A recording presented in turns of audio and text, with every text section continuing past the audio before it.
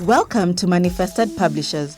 How are you, candidates, and welcome. Today we are going to examine the limitations of monetary policy. By the end of this lesson, you are expected to be in a position to examine the limitations of monetary policy.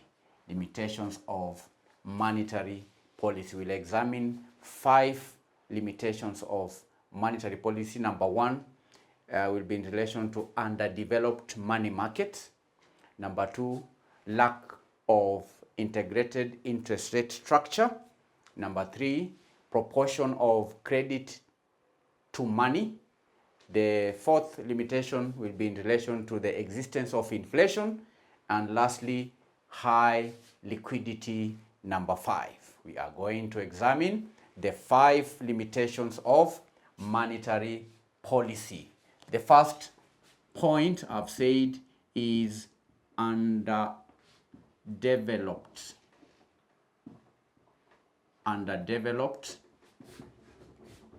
money market. Candidates, money market is a market where short-term money instruments are traded. Okay, money market is a market where the short-term instruments are traded. The money market. So underdeveloped money market, how is it a limitation in regard to monetary policy?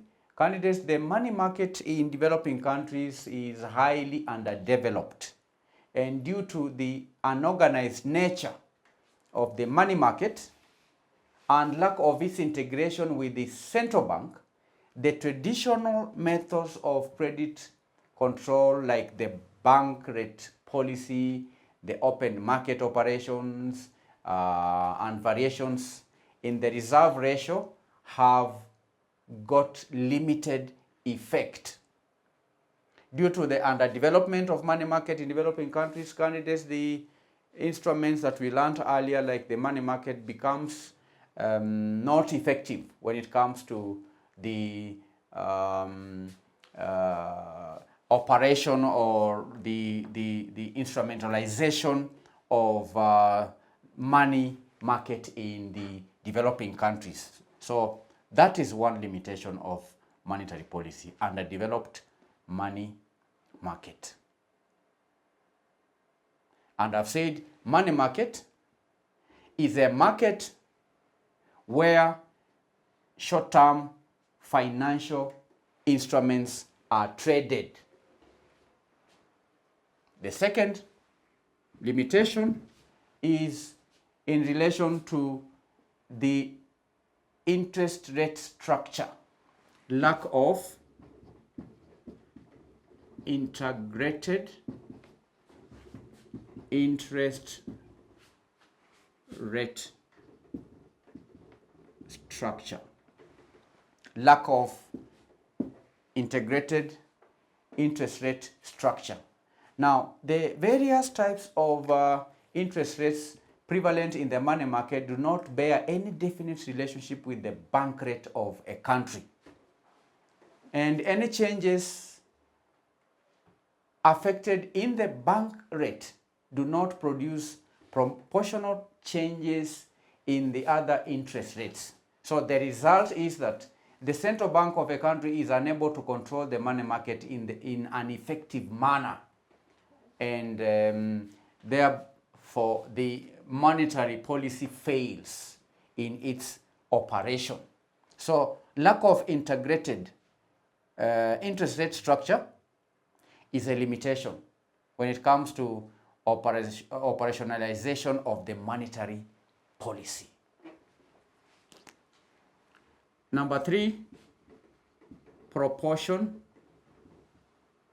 of credit to money. Proportion of credit to money. The proportion of credit to money in the monetary sector in developing countries is very small.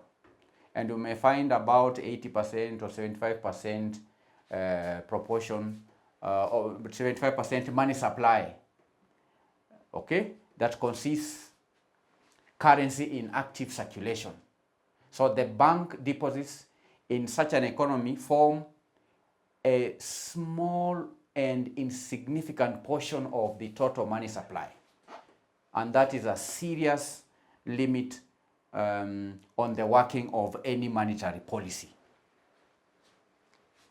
The fourth limitation is existence of inflation.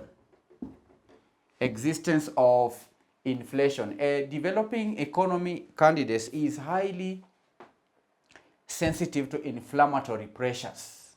Inflationary pressures. It's highly sensitive to inflationary pressures.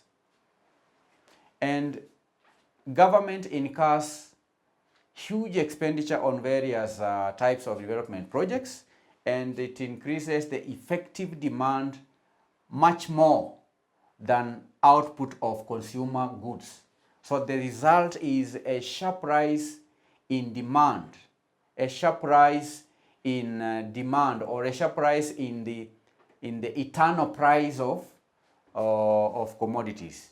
Sharp rise of eternal, or you can say sharp rise of eternal price levels. Moreover, during the course of, say, hyperinflation, tools of monetary policy fail to work properly. They do what? They fail to work properly. So inflation is a barrier to effective monetary policy. Number 5, high liquidity. How is high liquidity a limitation? Now, candidates, the majority of commercial banks possess high liquidity so that they are not influenced by credit policy of the central bank. And that makes monetary policy less effective.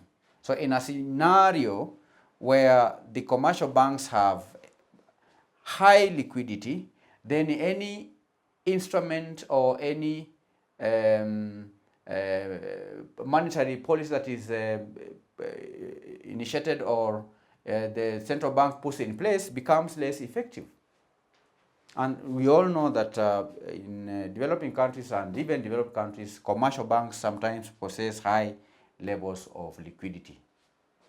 And if the commercial banks have high liquidity, then any monetary policy may not be effective in the short run as well as in the long run. So these are 5 limitations of monetary policy. Number 1, we've said that underdeveloped money market can be a limiting factor.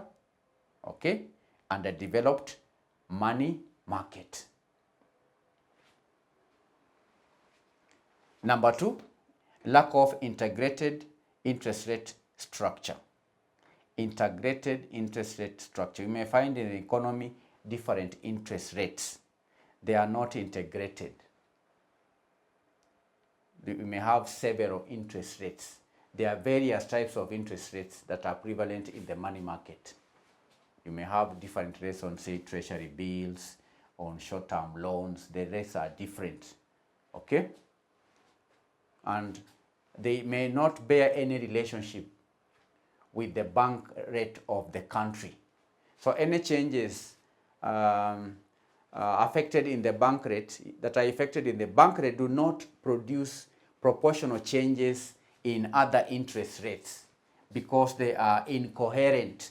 They are not integrated. So that becomes a limiting factor as far as monetary policy is concerned.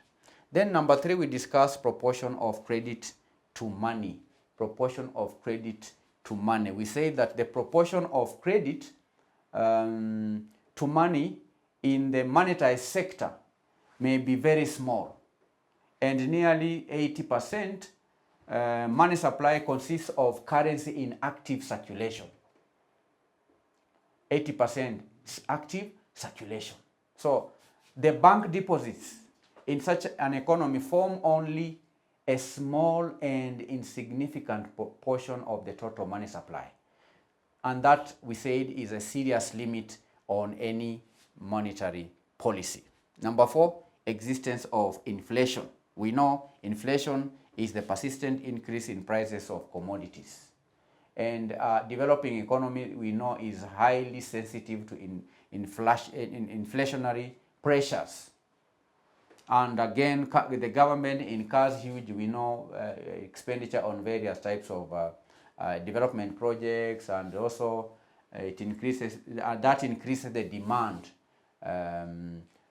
much more than the output of consumer goods. When there is a lot of money in supply, then there is a lot of demand for goods, because people are in a position to, they have the money to buy commodities, but the commodities are not, there's a lot of money chasing few commodities. And the result is a sharp rise in the eternal price levels. So any monetary policy may not be effective when the country is undergoing high inflation rates. Then lastly, we discuss the high liquidity as another limiting factor. We say that commercial banks generally may have excess money, okay? They may possess high liquidity, so that they may not be influenced by any direction or guideline from the central bank in relation to the supply of money in the economy, and that it makes monetary policy less effective. So these are 5 limitations of monetary policy. To wind up, I'm going to give you an assignment. Examine 5 limitations of monetary policy. Thank you for attending. I will meet you in our next session, where we continue to share knowledge in economics. Bye-bye. Welcome to Manifested Publishers,